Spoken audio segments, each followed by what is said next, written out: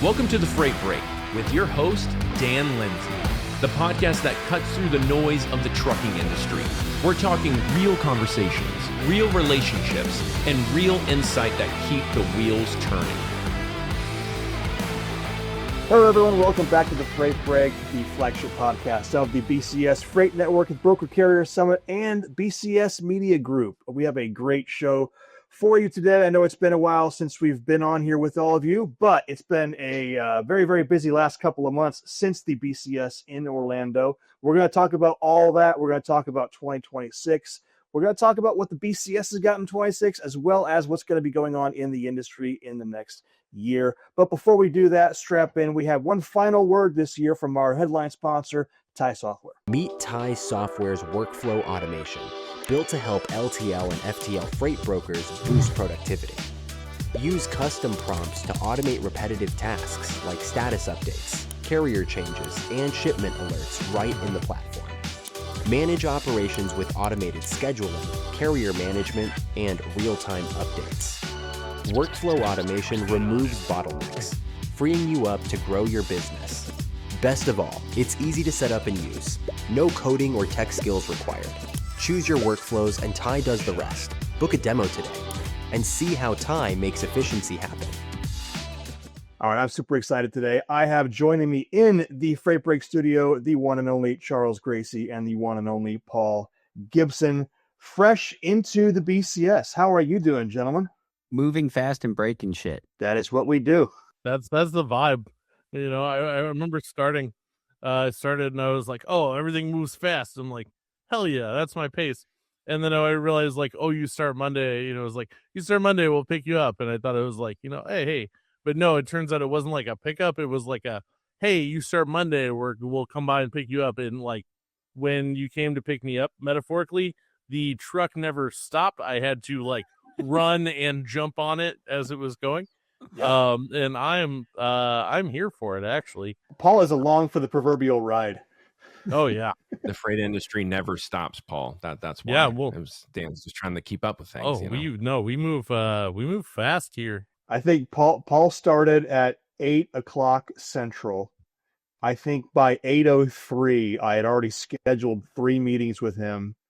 And the first one was in like a half an hour from there. He didn't even have all his paperwork in yet. And I was like, hey, we got to talk about strategy. Yep. No, so it's, I mean, I am here for it. It's a change of pace. And I have never had this much space to operate. I don't know if you know, be worried. Well, let's talk about that. So obviously I've been talking with you guys for a while. I've been talking with you since, honestly, Paul, you and I have been chatting back and forth since Fort Worth last November about the industry, about events, about media, all kind of stuff. Talk to us about what brought you over, and then Charles, we'll talk about you. Well, I mean, I've always been, me and these other two gentlemen have been, a team for a while, and I think one of the things that brings us together is the idea that like we like to say the quiet parts out loud. I mean, that's been our whole thing the whole time. Say the quiet parts out loud, but also if you're going to talk trash, try to provide some kind of solution or at least look for one. And that's sort of kind of the whole premise of BCS was like, hey, these two groups of people should be, getting in a fist fight if we put them in a room. So let's do it and see what happens. It turned out all right, but it was like, and so far they haven't. Right, Fingers and toes crossed. But yeah, I think it's the idea of just being able to do that. And then I think finding out that like, internally there's a little bit of lean to the broker side. So to be able to push more towards that carrier side, which is where I'm from, it seems like a good opportunity. And I mean, I think the general vibe of the BCS fits, and it's everything sucks. I'm a huge Debbie Downer. If you watch this for a mile, I'm always the one that's like, hey, this isn't good. No, like just give up on that. In the reason being is because like the industry isn't just going to solve for itself. We all need to but the BCS is a network of people who come together to make a pretty rough climate to survive in, increase chances for all of us by working together and actually making the most of the situation we're given and working with what we have. Yeah. Well, and that was a huge push for us in 2025 was to increase carrier attendance, carrier involvement in the network. You touched on it. Admittedly, I'm from the broker side of the house. The only experience I have on the carrier side is that my dad was the truck driver for 30 years. So it's a very personal experience, but I never actually sat in the truck, never, sat in an operations floor or anything like that. So we wanted to make sure that if we're going to be the Broker Carrier Summit or the BCS Freight Network, that both sides are equally represented, not just at the events, but honestly within the team and within the management of BCS itself. So Charles, that really leads us to you. I was about to say, I think you might have, I don't know if you went for balance. You took the guy that knows all the carriers and you brought him on. As again, now we have the guy that knows almost all the brokers, the guy that knows almost all the carriers, and we're going to marry those two up, and hopefully 2026 is going to end up being the launch pad for something truly spectacular. But Charles, talk to us about your impressions of BCS, what brought you over here, and what your role is. Well, yeah, no, certainly. And what brought me to the BCS is it's unique. It's taking two parties that have never really coexisted within the industry effectively together, and you're putting them in a room not only to have those conversations that they should have been having all along, but also you're putting them in a room to work towards a better tomorrow for the industry. And anyone that's listened to me for any amount of time knows my one goal is to leave this industry better than I found it. I've grown up in this industry, spent most of my life in this industry, and I have a general love for everyone that makes up this industry. So the fact that I get an opportunity to come into an organization that aligns with that goal, I mean, where else in your career can you say you're working for a place that encapsulates everything that you want to do as a person? How often do those things align? Your work, how you make your money, and your passion. Those things never generally align. You're always leaving a part of your soul to go clock in each day, and it doesn't feel like that here. Yeah, well, that's right there in our core values from the beginning. The first one is authenticity. A lot of people have told me through the years, and I've heard it told other people, don't bring your authentic self to work because it's supposed to be a professional environment.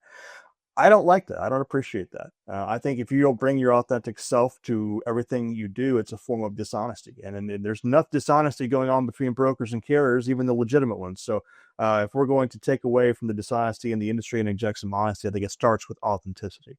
And I'll tell you, to add on to that, one of the defining moments of my career was I sat down across the table from this executive.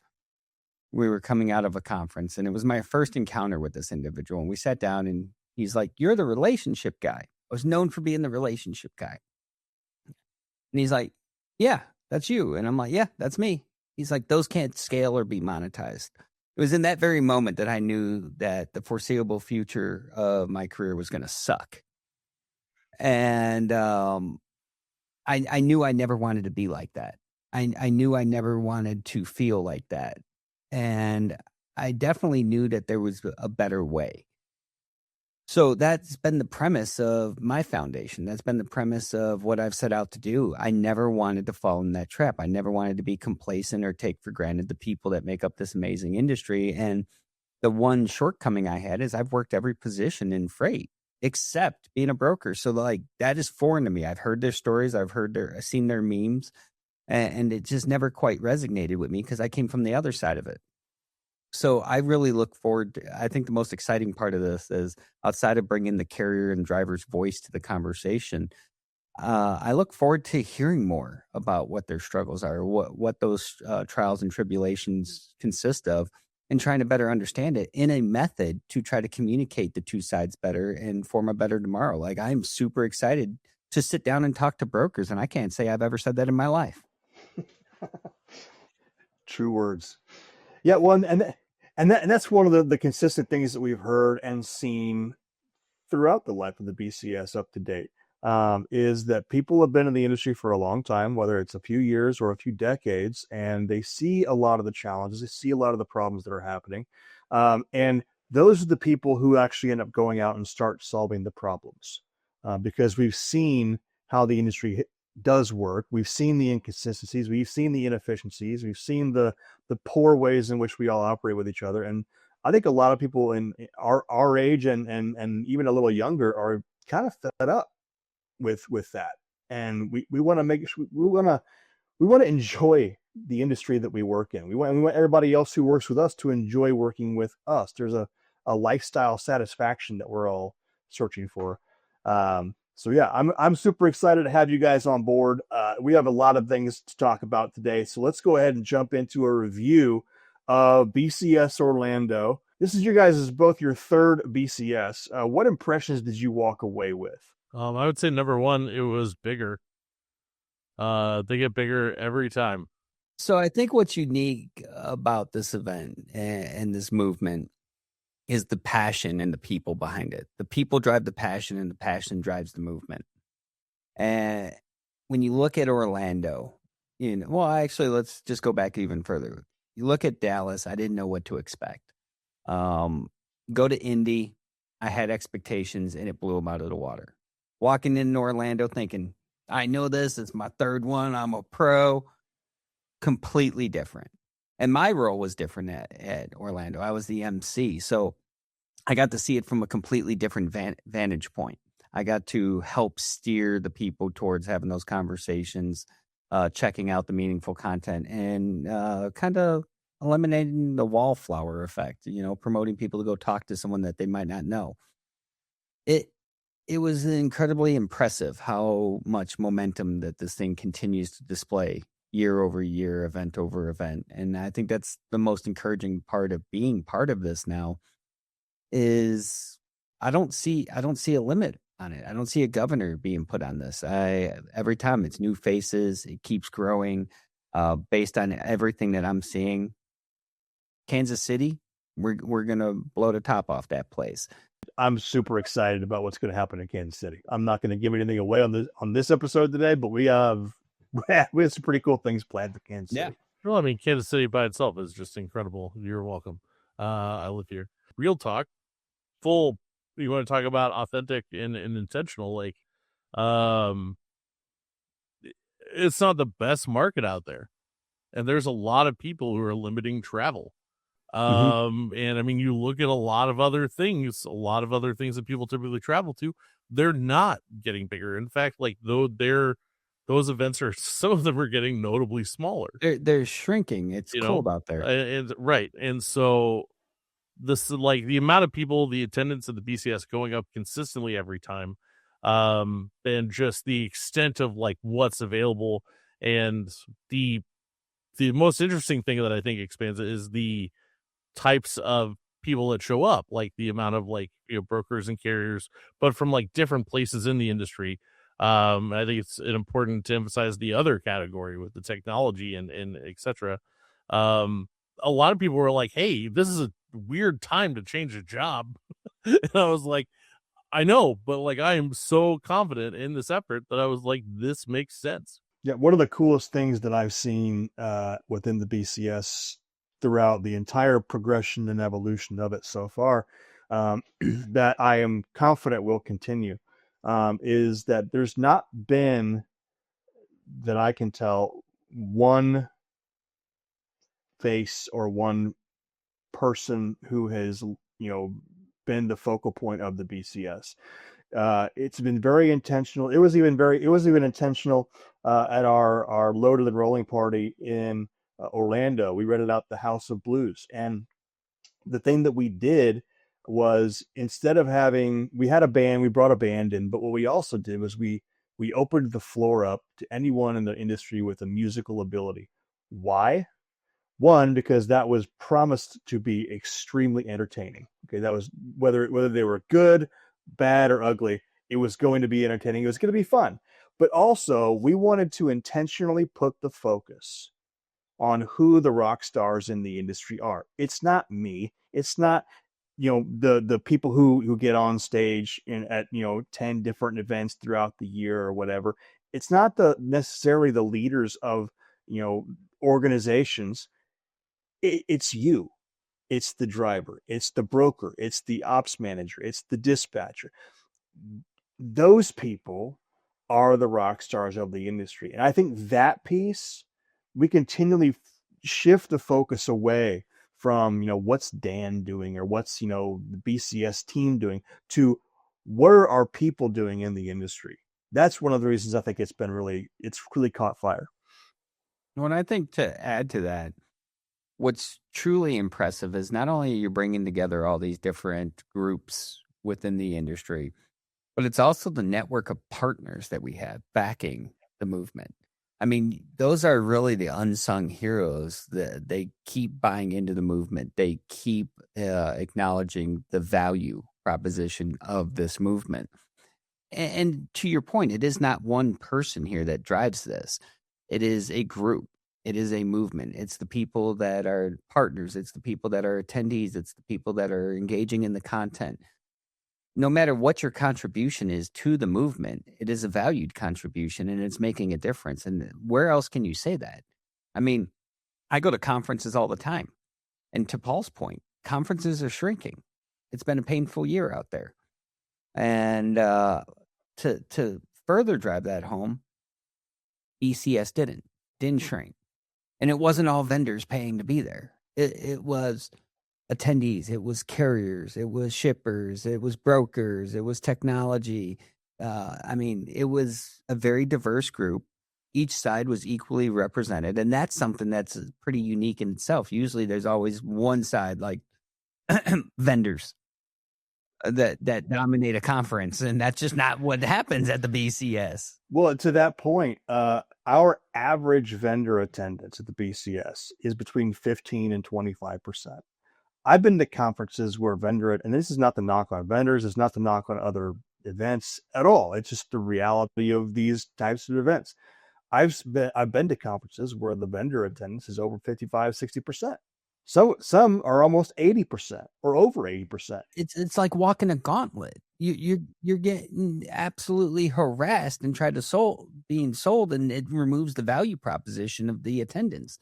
But here you have great content, great conversations, great networking, great diversity. I mean, it's hard to find a spot where you're not winning. Yeah. It's one of the most fascinating stats that we put together in the last year is how many people who come to the BCS that this is their first event ever to come to. It's almost 30% of our attendees, our non-vendor attendees.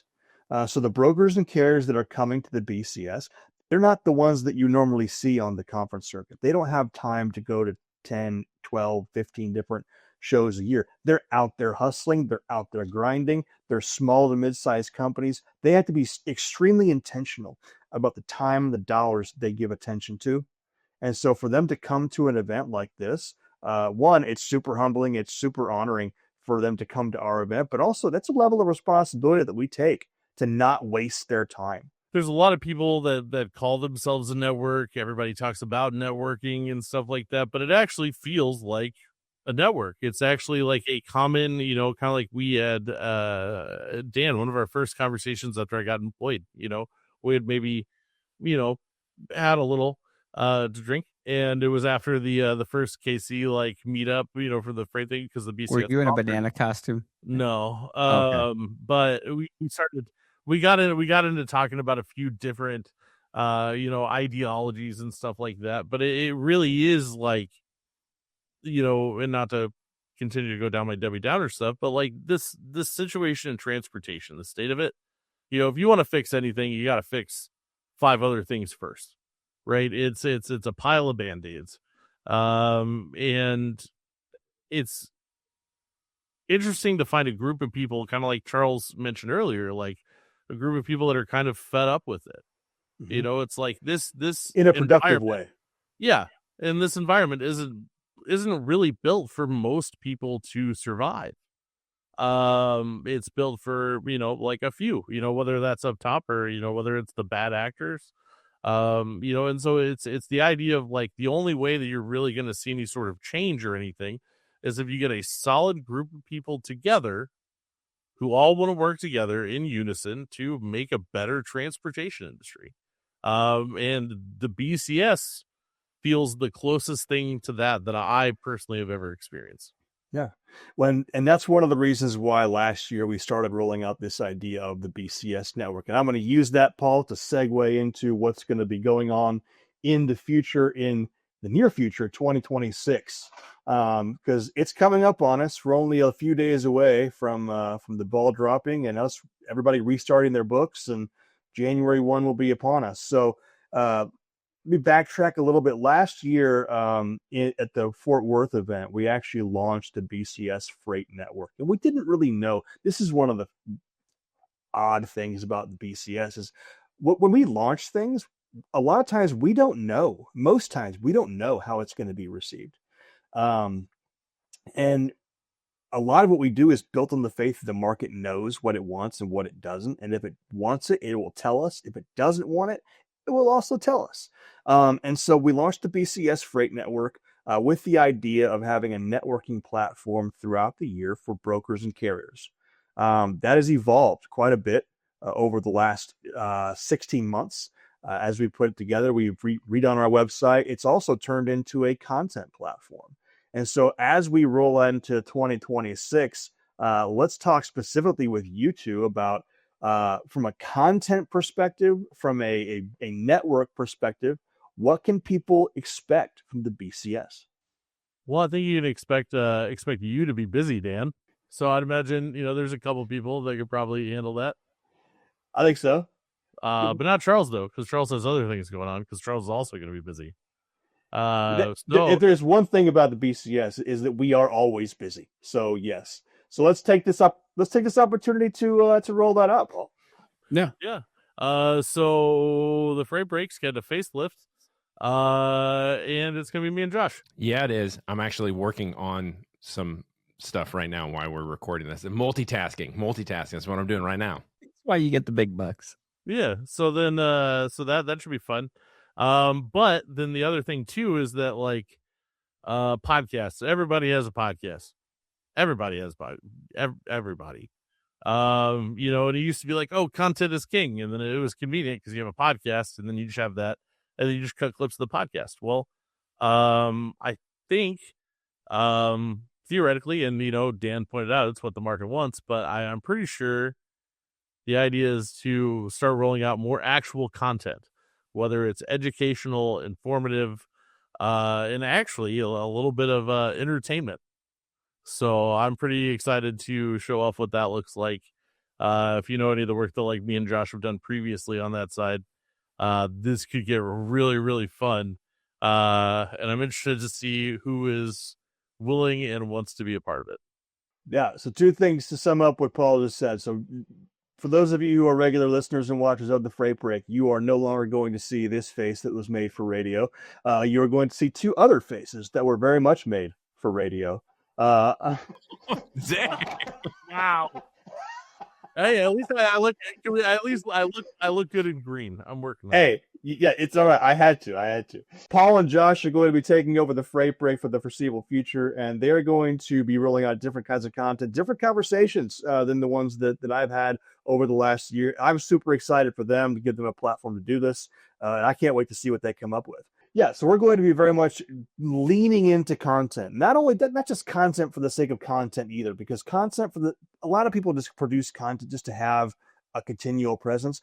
One of the things that we do in everything that we do here at the BCS, everything we do is intended to derive value and to bring value to the listener, to the attendee, to the subscriber. If it's not adding value, we don't want to do it. So everything we're going to be doing content-wise is going to be designed to be bringing value to you, the subscriber to the network, and the industry as a whole. Charles, what else can we expect in 2026? Well, what you can expect is, listen, you like to move fast and break stuff. I like to move fast and break stuff. So this was a terrible combination. So you have no idea what's about to happen. But you did do these freight therapy session things. And now you have the Dr. Phil of Trucking in the house. So you're you and I are going to have to do some collaboration. Oh, yeah. I'm not sure who's going to be giving therapy to who, but whatever we come up with, it's going to be good. We're just going to have a couch and take turns, Is it like two couches? Like I'm on one, you're on one, and we're taking turns with the notepad? Or crying? Or do we roll a dice?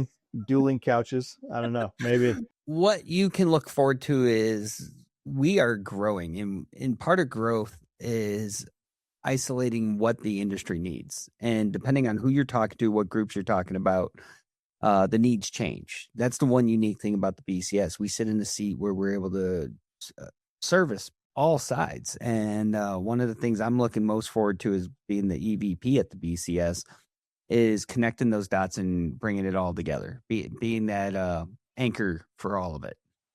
So that is my role. I'm going to really be focused on enhancing the BCS offerings, not to only the partners, but also to the attendees, to the members, to the internal team. Part of that is also branching off. Like Paul said, they're going to be taking over the freight break.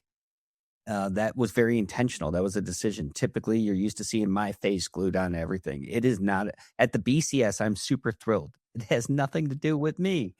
That's the best part. I'm here to serve everyone else. It's not my face. It's not the Charles show. It is about the people that make up this amazing industry. And for far too long, Paul and Josh being as important components to anything I've done, my shadow's been cast on that. I'm super excited to step to the side and let these two shine, because these two are amazing humans with amazing capabilities. And I am truly looking forward to what they're about to embark on. I am truly excited, not only for them, but also for the industry, for the BCS. And they're going to have 100% of my support. I think what the industry is going to find is everything that Paul, Josh, and I have been saying behind the scenes and saying the quiet parts out loud. You're going to hear those a lot louder. We're not going to be telling you what you want to hear. We're going to tell you what you need to hear, because this industry has to find a better path forward. It's going through an identity crisis. And I believe what we're doing here is something that's going to be talked about for decades. One of the things that leaders often fail to understand is that your job as a leader is not always to be the face. One of your jobs as a leader is to train your team and empower your team so that you can step out of the way and let your team shine. I learned that in the military a long time ago, a lifetime ago. My job as a leader is to make sure that every team member at the BCS is able to reach their full potential as an industry professional and as a person. I'm charged with the personal and professional development of my team. That's my job. And if that requires me to be on a show or hosting a show so we can broaden the platform, fantastic. I'll do that. If it requires me to step back and get out of the way, because now I have other team members that can carry that for me and shine on their own, I'm willing to do that. And that then in turn frees me up to do other things that would allow us to expand strategically. I think a lot of leaders don't understand how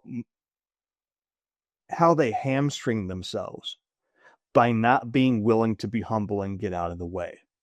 And so as long as I'm at the helm of the BCS, that's the way we're going to operate. And it's worked well so far. So we'll see how it continues to go. Yeah, no, I'm most excited for the possibilities ahead.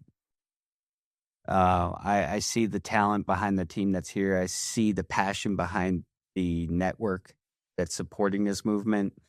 And I see all the opportunities that this future year is going to offer us, because let's be frank, shit's a little crappy and dark out there right now. And I think the industry's looking for a helping hand, and that's what we're setting out to do.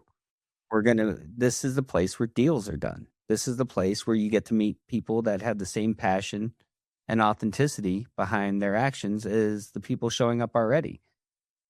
This is the place where change is going to happen. Yeah. And we started with brokers and carriers, but we're not going to end with brokers and carriers. It started with the Broker Carrier Summit. We're branching out, and we're launching the first cross-border connector in February, just a couple of months away, down in Laredo. That is designed to bring brokers and carriers together who specialize in cross-border operations.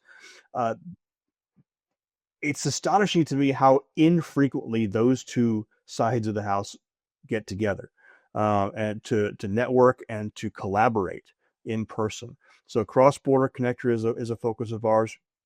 We also have a number of initiatives that we're not going to roll out quite yet, but ways in which the BCS can expand our reach and humbly redefine what it means to operate in the freight industry. Since April of 2023, we've had 6 summits. That means over 3,000 people collectively have attended our events.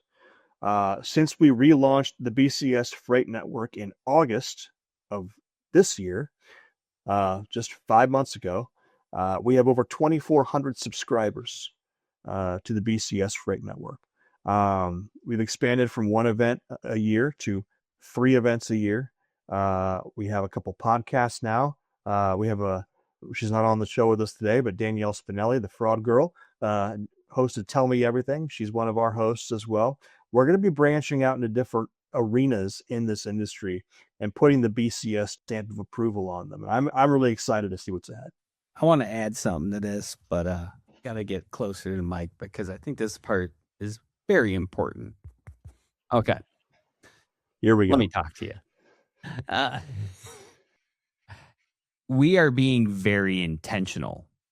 Dan was being very modest. We are redefining what partnership means, what relationship means.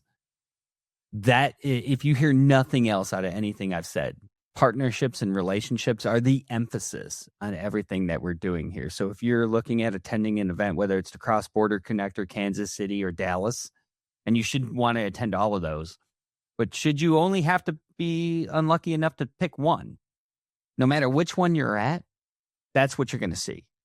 It's enhancing partnerships. It's enhancing authenticity. It's enhancing the value proposition commitment from us to you. Yeah, we're essentially building a team to try and make all of this awesome in a market that's literally the past few years.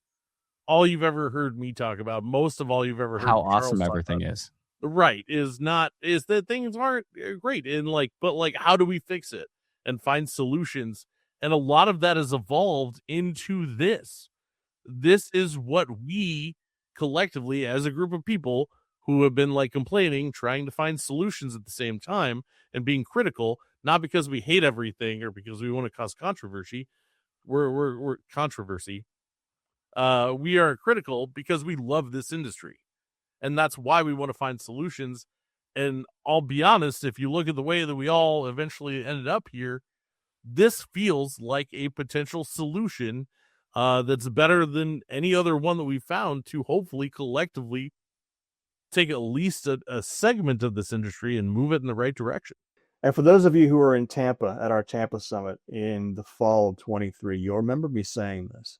The past, whatever's happened in the past in trucking or whatever's happening in the present doesn't matter, because the future of logistics is partnership.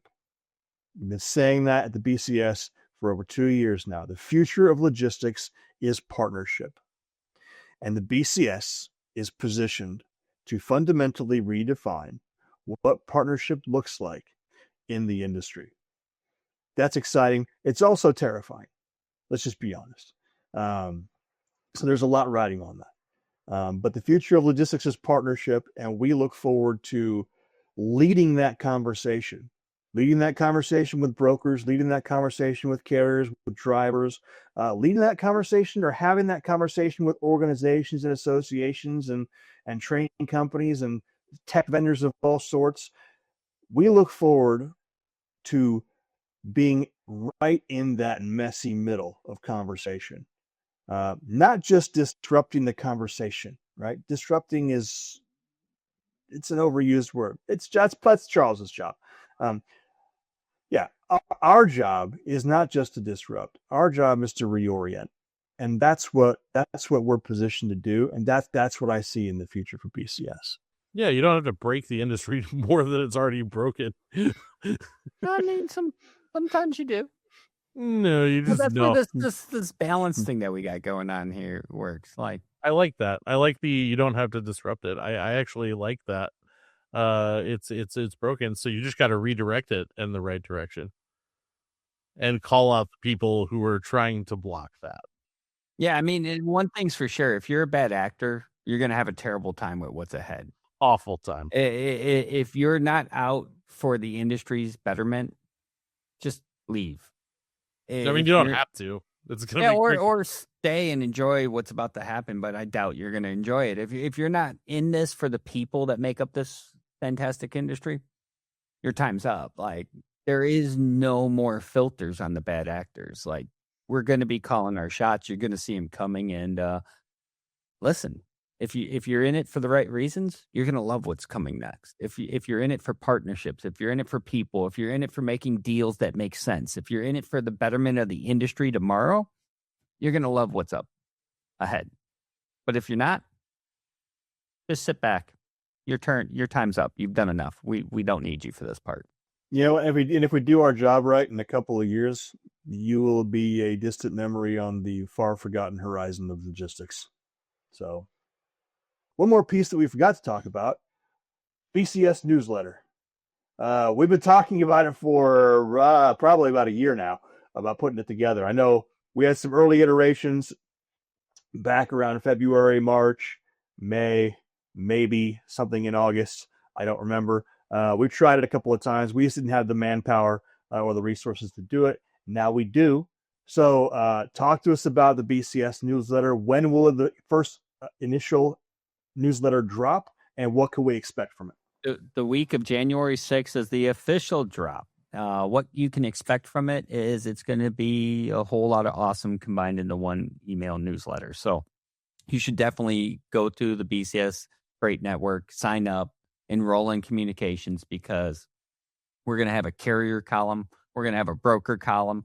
We already have, I'm not going to use their name, but there is a specific fraud czar out there that has a lot to contribute to a conversation and will be a major component of it. You're going to have a message from management at the BCS, and that means you're going to hear from Dan. You're going to hear from Leah. You're going to hear from me. We're going to be in a rotation sharing our opinions. You're going to see the best podcast production clips coming out from these two highlighted on there. That might be Paul, that might be Josh, it might be Danielle. Whoever's on the BCS Freight Network are going to be highlighted on there. That content that we were just bragging about, that's about the opening salvo to the industry from the BCS, that's going to be highlighted on there. You're not going to want to miss this newsletter. All right. So there you have it. Lots going on here at the BCS. Super exciting times. If you want to be a part of what we are building, of what you are building as an industry professional, head on over to www.bcsfreightnetwork.com today. Sign up, hit the subscribe button. It's free. It is absolutely 100% free. You'll get all the insider scoops. You'll get all the insider content, blogs, articles, access to our newsletter, and maybe even a discount to the BCS in the spring and in the fall. So you get access to all of our events as well, so you can plan out your year. That's all we have for you today. Again, we're wrapping up 2025. And one final thing that I want to say to everyone who has been a part of BCS this year, it has been incredibly exciting and incredibly humbling to be a part of all of this with you. I want to reiterate this point. This is not being built by just me. It's not just being built by the BCS team. What we are doing here is being built by all of you. And I know a lot of people try and say things like that. Most of them don't mean it. I don't care. I do. And everybody on our team, if you ask them, they mean it as well. The market, the industry, the freight professionals that we work with and talk with every single day, you are the ones who are building this network. You are the ones who are making it what it is. We're just giving you what you asked for. So keep giving us your feedback. Tell us what you want us to produce. Tell us what you want to do. Keep letting us know what the market is looking like for you, and we will continue to work to provide you not only the best event in the freight industry, but the best content platform, the best network, and the most fire newsletter as well. That's it for all of us today, everyone. Have a great day, and if I don't see you before the new year, Happy New Year.